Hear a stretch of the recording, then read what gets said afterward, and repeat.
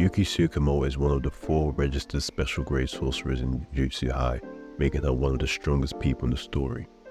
With her Shikigami Garuda, her curse technique involves imbuing virtual mass into objects such as her limbs and Garuda. It was this unique technique which contributed to an exciting fight against Kenjaku. However, considering that Kenjaku is the main villain of the story, it was clear that the fight could only end in one way: defeat. Yuki's death came as a shock, and many of the fandom were irritated by this for good reason.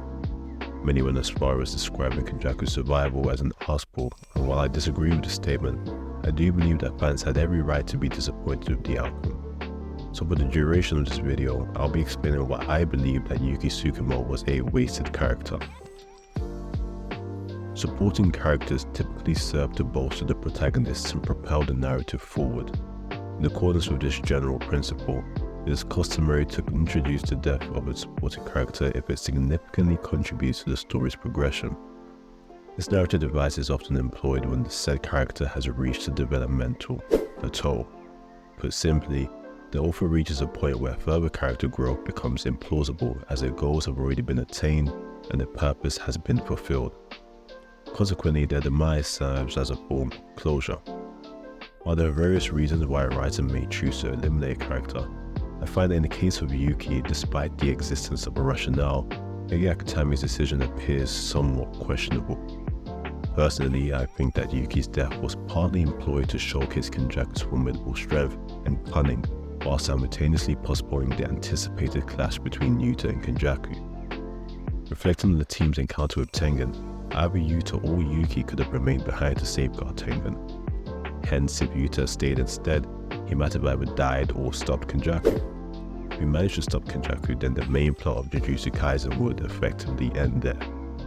But in the event of him dying instead of Yuki, it would have undoubtedly benefited the story more, and rest assured, this perspective is not rooted in any disdain for Yuta's character. The truth of the matter is that Yuta's popularity predominantly stems from his sorcerer's prowess. Beyond this, there are a few aspects that render his character truly captivating. JJK Zero already provided us with an insight into his transformation from a fearful sorcerer to a skilled and formidable. Presently, he exists as a prodigy, second only to Godo Satoru. Any development he experiences would probably be based on strength and potential as a sorcerer. In stark contrast, Yuki's character is unveiled as a former star plasma vessel who inadvertently played a role in Geto's descent into malevolence. It becomes evident during her conversation with him that he does not wholly align with the perspectives of Jujutsu headquarters, and it is precisely this divergence that renders her character unique. Unlike most side characters in Jujutsu Kaisen, Yuki had one of the more intriguing motivations in mind. She was keenly interested in the future of cursed energy and believed that the next stage of humanity involved breaking away from cursed energy completely. Despite this, we haven't seen her pursuing this goal of hers, she has only expressed her views. I understand that Yuki is not the main character, however, all captivating and well-written stories feature side characters with a great level of depth. In some cases, viewers would even be intrigued to see said character get their own story. It would have been great if Gege Akutami gave us more insight into one of the most interesting characters in the series. Yuki's ideology was so unique that even Kenjaku appreciated her theorizing, as it was similar to his own way of thinking. Unfortunately for her and her viewers, there would be no Yuki development after their clash. Yuki stood directly opposite Kenjaku, the primary antagonist regarding cursed energy. Unlike Yuki, Kenjaku believed that cursed energy should be optimized. Yuki was the only character who was concerned with the future of cursed energy. Therefore, their battle should have represented much more than another obstacle Kenjaku had to overcome to achieve his goals. Their battle should have been the representation of rivaling ideas in an extreme struggle to win. If this was the case, it would have made sense for this fight to come at the end of Yuki's development. Maybe this was what Gege was going for. However, there was no Yuki development. I felt like she was relegated from a complex individual to a sacrificial pawn, causing her to become a plot device rather than a fully fleshed out character. This is what caused what I would describe as a rightful outrage from some JJK fans. Yuki could have been much more than a sacrifice. She could have been the one responsible for constructing the new age of cursed energy. We could have been given insight into how she executes her research and where she went to do so. but Gege thought otherwise. Instead, her death was used to develop Choso and give him an escape. Even in their last moments, the focus wasn't directed towards her, rather to Choso.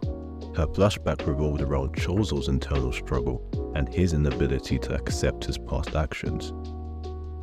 This made it seem for a moment like it wasn't even Yuki that was about to die, but instead Choso, so it's no wonder that her death left a bad taste in the mouths of some.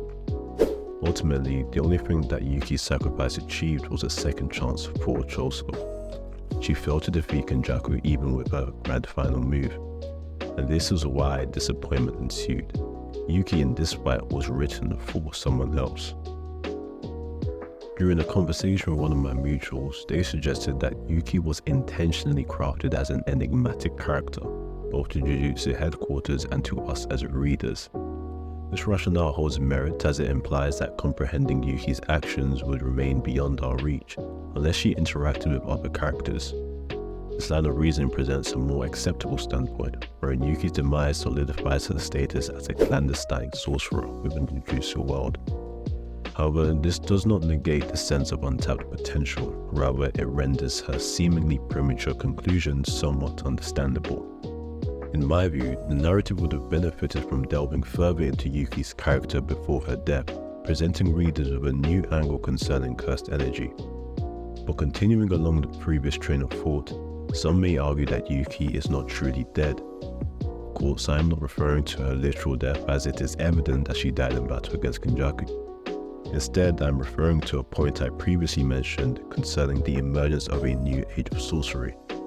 Though physically departed, Yuki's legacy endures through the research she conducted. We witnessed Choso handing Yuji the records of soul research that Yuki left behind. It is thus highly plausible that we will witness the ramifications of her research materializing in some form through Yuji, and it will not be surprising if new discoveries are made and subsequently acted upon as a direct result of Yuki's diligent efforts. In conclusion, was Yuki Tsukumo a wasted character? I'd have to say yes. With the amount of potential she presented, it's difficult to justify why she had to die. The fashion in which she died also contributes to the idea that she was wasted, considering the focus of her death and Kenjaku's view of her being a warm-up. However, I don't think it's significantly detrimental to the story. Yuki may be dead, but she lives on as her research will hopefully shape the future of Jujutsu sorcery. But that all being said, this is just my opinion. Feel free to express your own in the comments below and let me know if there was anything I missed or anything you particularly liked. Don't forget to hit the like button and subscribe for more, and I will see you guys next time.